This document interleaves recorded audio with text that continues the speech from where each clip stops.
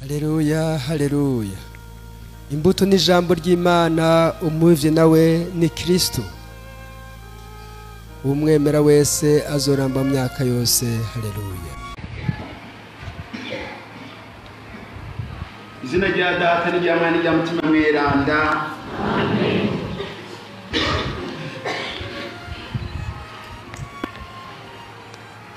Ubugamburutsi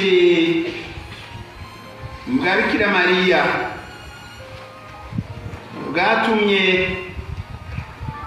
aba nyina w'Imana kandi aba umuvyeyi w'Ekleziya.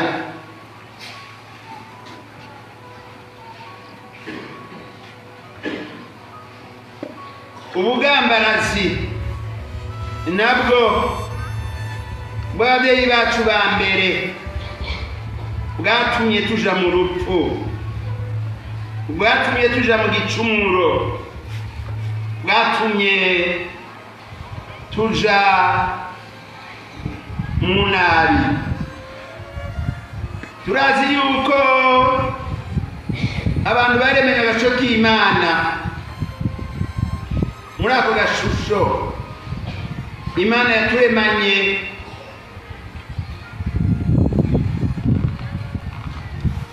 bya bindi biyigize: ukuri, ubutungane, urukundo, umwidegemvyo, umutima mwiza, amahoro n'ibindi. Abavyeyi bacu rero ba mbere baratosekaje ako gashusho mu kugambarira Imana, bakarya ku vyamwa vy'igiti Imana yari yababujije mu murima wa Edeni, aho bari bamerewe neza, ataco biyibona, ataco biyinona, bafise amahoro n'ubuhirwe vyuzuye, nk'uko tubisanga mu gitabo c'Amamuko igabane ca 2 akarongo ka 16 n'ibikurikira. Mbere Imana yari yababwiye iti kandi ibagabisha iti, umunsi mwariye ivyamwa vyo kuri ico giti muzopfa nta kabuza. Amamuko 2:17. Ndibagamburutse ndamba, ari naco gituma hagati yabo basubiranyemwo, hagati yabo basubiranyemwo. Imana ije muri uwo murima igaheza ikabaza Adamu iti, wakoze iki? Nawe iti, ni wa mugore wampa ndarya. Hanyuma wa mugore nawe ati, ni inzoka yampenze ndaheza ndarya. Rero umuryano hagati yabo uratanguye, ikibi. Babona mbere yuko batikwije, bikinga amababi, n'abana babyaye Gahini na Abeli baricana. Nuko igicumuro, ikibi, inabi biraheza birarangaragata, ikinyoma, umubeshi, urwango, nuko n'ibindi. Igicumuro kiraheza kirakomera kubera ubwo bugambarazi bw'abavyeyi bacu ba mbere. Ariko Imana rero ntiyagombye guheba abantu n'aboroboro, oya, kuko yabaremanye agashusho kayo, ifata kamere y'abantu, kiretse igicumuro nk'uko tubisanga mu Bahebreyi 4:15. Iraheza umwana wayo araheza aragamburuka duhereye kuri nyina wiwe yagize ati jewe ndi umusabyi w'umukama, umumarayika amubonekeye n'imbere nk'uko ubivuze, nuko amubwiye ko azobyara umwana w'Imana kandi atamenye umugabo na buhoro buhoro. Bikira Mariya rero aragamburukira Imana, hanyuma n'uwo yibarutse Yezu araheza aragamburukira Mana se. Ari nacyo gituma ubwo bwambarazi bwatumye Bikira Mariya aba nyina w'Imana, aba nyina wa Ekleziya, aba Eva mushasha, kuko wewe yagamburutse. Naho Eva wa kera wa mbere yaragambaraye by'ukuri, yaragambaraye by'ukuri. Nuko rero bakristo tubyumve, ibi byose mubona abantu baryana ku isi, abantu baryana mu gihugu cacu, abantu baryana mu kibano, abantu baryana mu kibano, nuko amacakubiri uraya moko, uraya imigambwe usanga akomeye mu gihugu, biva kuri ico gicumuro c'inyanuruko, biva ku kugambarara ibyo kugambarara ibwirizwa ry'Imana. Tubitegere neza, tubitegere neza, na cyane cyane mwagwaruka. Murabona ko muri isinzi y'abantu ndibaza ko muri 8,900 mwaje mugana iki kirimba c'abapfiriye umuvukano. Mutegere neza yuko ikibi ari gihushane ciciza Imana yashatse kandi ishaka n'uyu munsi. Niyo mwagikora muzoba muciye kubiri n'Imana. Mutegere neza yuko ikinyoma ari gihushane c'ukuri Imana yashatse idushakira n'uyu munsi. Niyo rero twagikora tuba turiko turaca kubiri n'Imana. Dutegere neza yuko akarenganyo ari gihushane c'ubutungane Imana yashatse kandi n'uyu munsi idushakira. Rero igihe tugira akarenganyo ko akariko kose tuba duciye kubiri n'icyo Imana ishaka. Dutegere neza yuko urwango ari gihushane c'urukundo Imana yashatse kandi n'uyu munsi idushakira. Dutegere neza yuko indwano, umudugararo, ubwicanyi ubwo aribwo bwose ari gihushane c'amahoro Imana yashatse kandi dushakira n'uyu munsi. Dutegere yuko agacinyizo akariko kose ari gihushane c'umwidegemvyo Imana yashatse kandi idushakira. Ntusenge kugire wakomesheje mu gusenga ubwira agacinyizo na buhoro buhoro. Dutegere yuko urupfu ari gihushane c'ubuzima Imana yatanze muri Edeni no muri Yezu Kristo. Rero ibyo bihushane byose duhejeje kumva, urupfu, agacinyizo, ikinyoma, igicumuro, inabi, urwango, akarenganyo, ubwicanyi n'ayandi mabi yose, nta na hamwe bishobora kuronka inyishu atari muri Yesu Kristo yagamburutse agafata kamere yacu y'abantu kiretse igicumuro. Ndasubira ngo tubisanga mu Bahebereye 4:15, akababara, akabambwa, agapfa ku musaraba, akizura mu bapfuye, akemerera abazomwemera bose ubuzima, amahoro, ubuhirwe nk'uko ababyeyi bacu ba mbere bataracumura bari bafise. Nguyu wagambutse rero ica tuzanira kari gifise abavyeyi bacu ba mbere bari bafise bataragambarara.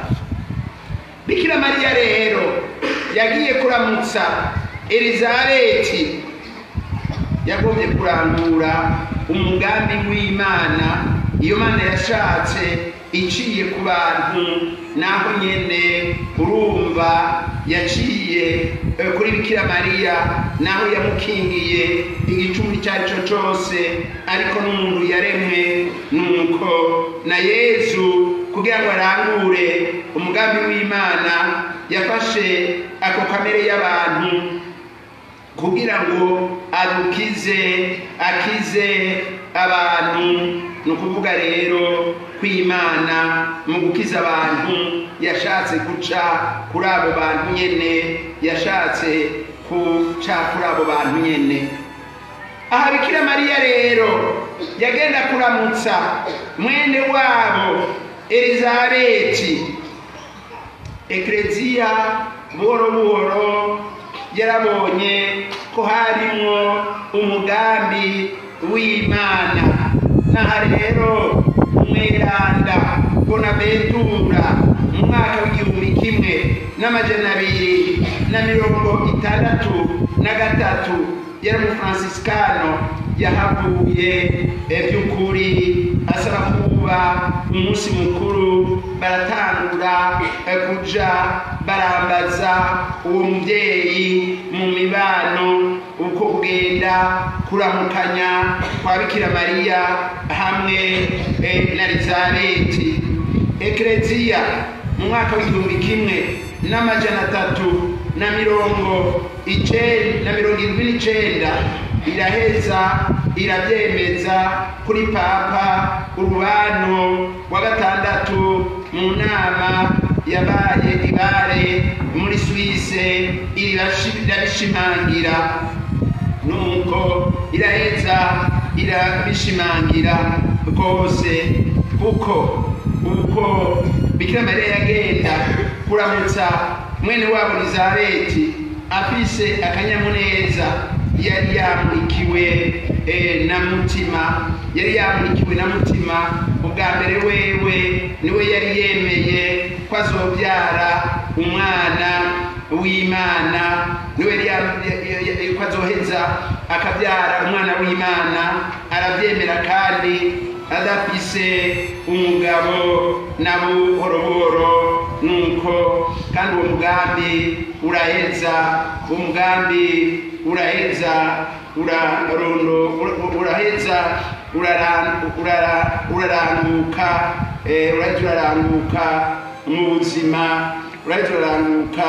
mu buzima bwabo.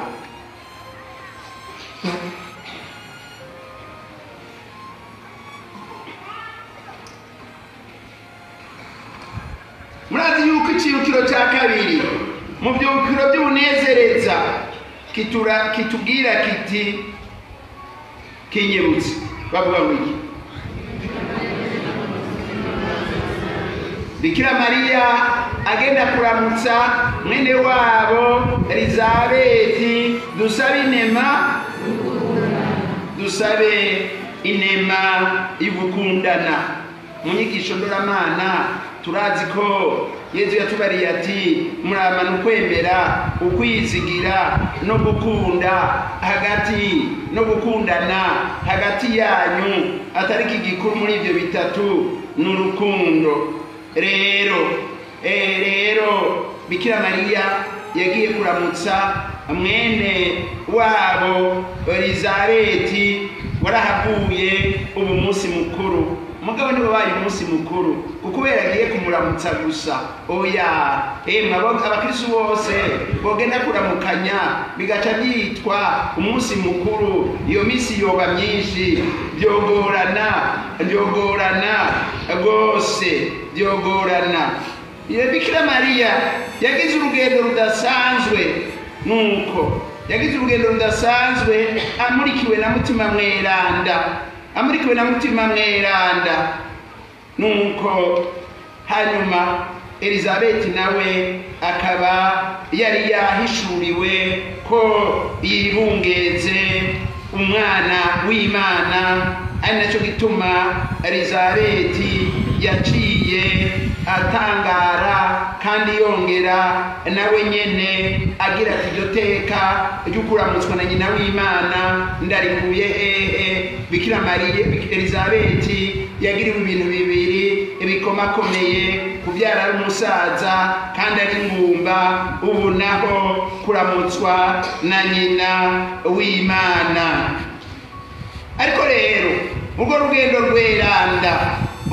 rweranda ni ikimenyetso cy'uko Imana igiye kuramutsa igihugu cyayo. Bari mu gihugu cyayo, Imana igiye kuramutsa igihugu cyayo, igiye kuramutsa igihugu cyayo. Nuko aho muri ubwo buyudeha naha rero mu kuramutsa igihugu cyayo Yohani Batista yaciye atangura gukakaza mu nda ya nyina, afise akanyamuneza kamuzuye. Nuko hanyuma uwo nawe nyene murazi ko ni umucacuzi ya rero akanyamuneza kamuzuye ni ikimenyetso c'uko igihugu c'Imana kiriko kirakira iyo Mana muri uwo mwana ari mu nda ya nyina. Akanyamuneza karamuzuye. Raba rero ugena Imana igira ibitangaza. Murazi yuko muri Israeli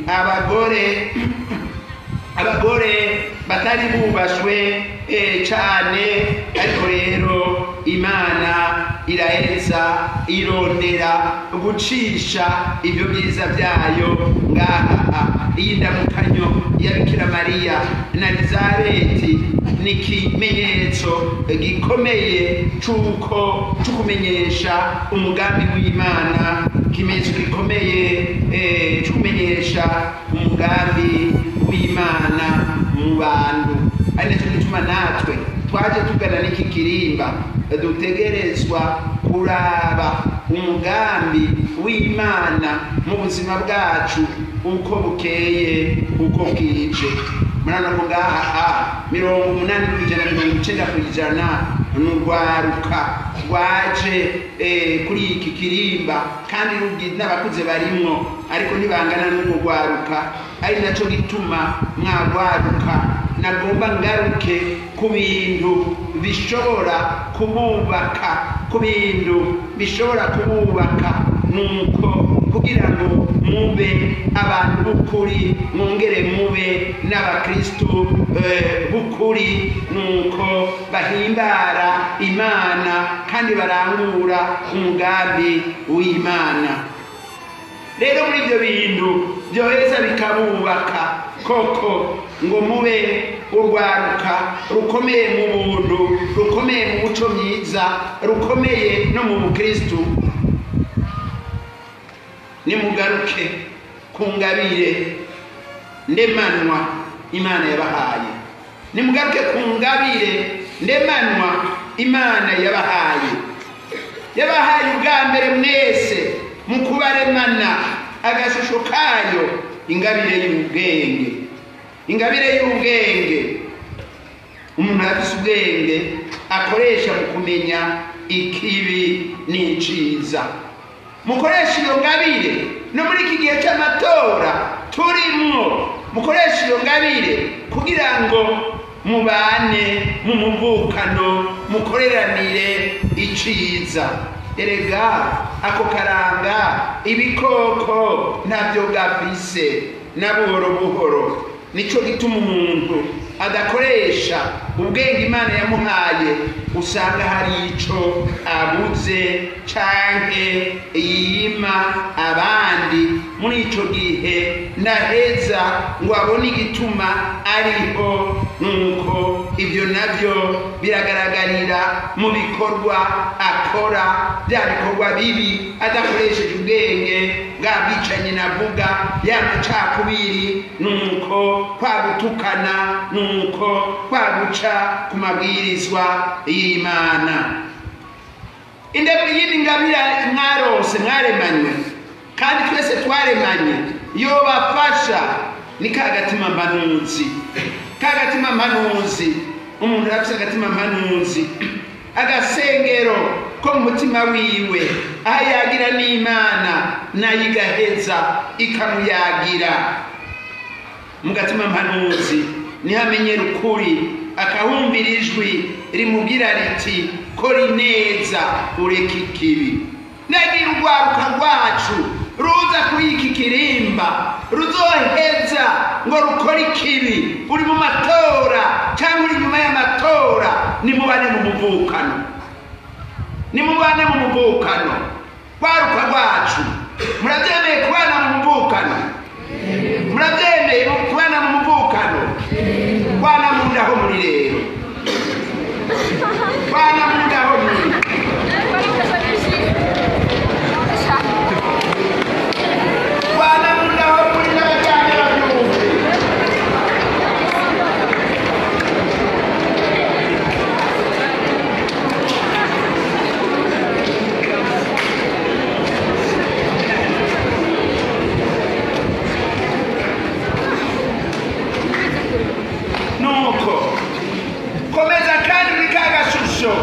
yabaremana umutima w'umwidegemvyo, umutima w'umwidegemvyo.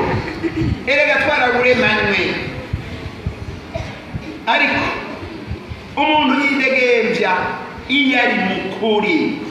Ntushobora kwidegemvya uri mu nabi, ntushobora kwidegemvya uri mu bwicanyi, ntushobora kwidegemvya uri kutotototeza uwundi, ntushobora kuba mu mwidegemvyo uri kutuka uwundi, ntushobora kuba mu mwidegemvyo uriko wonona ubuzima bw'uwundi uciye kubiri na y'Amana.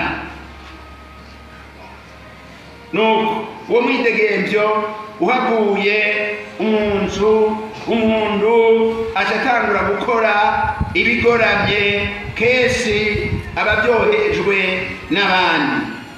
Byongeye iyo Mana yarabaremanye umutima w'ugushaka kandi urabubaka. Ukuri kuri mu gatima mpanuzi gushirwa mu ngiro n'ugushaka. Ico umuntu adashaka ndacakora, icyo ashaka araheza akagikora. Ugushaka nako nyine umuntu arakurera mu kwama ashaka ibyiza kandi abikora, bibi akabireka. Rero n'ijambo ry'Imana ribafashe, n'amasakramentu abafashe kwirera mu gukora ineza, mu gukora ikintu kiroranye. Nk'ubu mwagize amasaha 10 n'urugendo, amasaha 12 n'urugendo n'amaguru, hariho n'abayarengeje babitumwe nuko bemera Imana. Ni kwa gushaka mwareze mubandanye mukurera, muzoshika ku bintu bihambaye mu buzima bwanyu. Hejuru rero y'izo ngabire ndemanwa zine: ubwenge, agatima mpanuzi, umwidegemvyo, ugushaka, hariho n'izindi ngabire ziva ku Mana zibafasha kwitegurira kazoza keza. Ako nako gashusho k'Imana, nako gashusho k'Imana. Umuntu yaremwe n'agashusho k'Imana. Ako gashusho n'ingabire irengeye izindi ngabire zose. ibitegerezwa kuranga umuntu mu buzima bwose nako gasho k'Imana kari muri we kuva kiremwa. Reka kukonona, reka konona aho gasho k'Imana. Mwegeye Yesu Kristu umwana w'Imana, ako gashusho ndikazokononekara na buhoro buhoro. Mugabo mugiye kure ya Yesu Kristu, ako gashusho kazokononekara hatangure ibibi bitavugwa. Umuntu ategezwa kugaragaza ubwiza Imana yamuhaye mu buzima abantu babona, bigaragaze mwagwaruka rwacu. Uko niko kumenyesha abandi ko waremwe n'Imana ikwishushanyije ko ugiye urakora ibyiza wegera iyo Mana. Imana kandi yaraturemanye urukundo. Mwabyumvise kugene na Bikira Mariya yagiye kuramutsa mwene wa Elizabeti, kandi no mwibaruwa umutumwa Paulo mweranda yandikiye mwibaruwa rya mbere abakristo b'Ikorinto ikigabane c'13 kuva ku karongo k'13 araheza akabigarukako ubwo rukundo. Nuko hanyuma ubwo rukundo tuvuga ni rumwe rurangwa n'ukwitangira abandi, atacurondera kindi, atari gukumuza umuntu no kumutera iteka, nk'uko tubikura akarorero kuri Yesu Kristu yitanze ku musaraba ngo dukire ibicumuro, ngo adutsindire shitani sekibi, kandi adutsindire urupfu, tuzoheze turonke ubuzima bw'imyaka yose, nk'uko tubisanga muri Yohani 15 kuva ku karongo k'13. Ingabire igira gatatu nukwemera. Ukwemera ni ingabire yagakura. Rwaruka rwacu, komeza ukwemera kwanyu ndaco muzohomba. Komeza ukwemera kwanyu ndaco muzohomba. Ukukubwira ubugira urugendo rw'aya masaha arenga 10, nuko muriko murakomeza uko kwemera koko. Kandi ukwemera gutuma umuntu abona ubwiza bw'Imana, agaheza akabuhurumbira kugira ngo ase nayo. Uwemera rero ntapfa icakoze canke ntapfa icavuze. Ikimuranga gikuru n'ubuzima bw'igisabisho, nk'uko murakigira. Nawe ushobora kuvuga ngo aremera adasenga. Usenga nawe usangwa arangwa n'ubuntu, arangwa n'ubwitonzi, arangwa n'ukwizigira, arangwa n'ubuhanuzi, arangwa n'amahoro, arangwa n'akanyamuneza, arangwa n'ubutungane, arangwa n'umuvukano n'ibindi. Ubwa kane, kugendera mu kuri. Imana yarahaye umuntu ingabire y'ukuri. Iyo nayo niyo gusa n'Imana. Umuntu agendera mu kuri yama yihatira kuzimanganya muri we ikintu cyose cyitwa ikinyoma. Umuntu ariho agezwa n'ububeshi, iyo ngabire yamaze kuyica muri we. Niyo Paulo mweranda tubwira ati nimuhebe ibinyoma. Umuntu ataba mukuri ababoshwe, ukuri kurabohora. Nuguheba rero ikinyoma, abantu bakavugana ukuri mu kibano, mu rugo, muri politike, mu migambwe, abantu bagaheba ikinyoma bakavugana ukuri. Ibintu bizoheza bigende neza. Tubisanga mu Banyefezi 4:5. Iyo Mana kandi byongeye iraduha n'iyindi ngabirano ikomeye mwagwaruka rwacu n'abakuze itegerezwa kubaranga, ariyo y'ukwizigira. Uko umuntu yaremwe ndashobora gutera imbere mu by'umutima canke mu by'umubiri adafise umwizero w'akazoza keza. Ni naco gituma uyu mwaka wo guhimbaza yubile y'imyaka 2025 Yesu Kristu aje kw'isi nyene ubwerana papa nyakwigendera yagarutse kuri uwo mwizero, atubwira yuko umwizero udatetereza. Turabisanga mu Baromani 5:5. Umwizero ntutetereza ama mwizigiye neza. Erega n'imigambi imwe ikoreshwa kwizigira nuko bamwe baca babikoresha ukutariko. Ega mu gusonga mbere nukuvuga n'ukwizigira, sibyo none? Uba wizigiye. Umwizero rero nutetereza na buhoro buhoro. Uyo mwizero utegerezwa gushingira ku Mana iyo igaba ubuzima bw'umuntu kandi ishobora kunganira umuntu mu magara make yiwe canke igihe yihebuye. Nimukihebure rwaruka rwacu, ntihagire ubura akazi, ntihagire ubura umugabo, ntihagire ubura umugore ngo ace yihebura. Uzomuronka kayo gusenga naho wabura umukene. Izigire. Hejuru y'imanga hari Imana. Hejuru y'imanga, hejuru y'imanga, hejuru y'imanga. Izigire rero, ntihagire uwihebura. Imana yanyibagiye, ntihagire uwihebura ngo jewe sinzotera imbere, ntihagire uwihebura ngo ntacyo nzovamwo, ntihagire uwihebura ngo nzobura iki canke kiriya. Nuko uyo mwizero utegerezwa rero kuduranga. Ni byiza yuko urwaruka rutegerezwa kwamana uwo mwizero imbere yuko babandanya mu buzima bwayo, kuko mu buzima bwabo, kuko amaherezo meza yose akuri ya Mana mushobora byose. Mberaheze ngira nti nka Bikira Mariya dukengurukira Imana kucize yatugiriye kwaba bana bapfiriye umuvukano.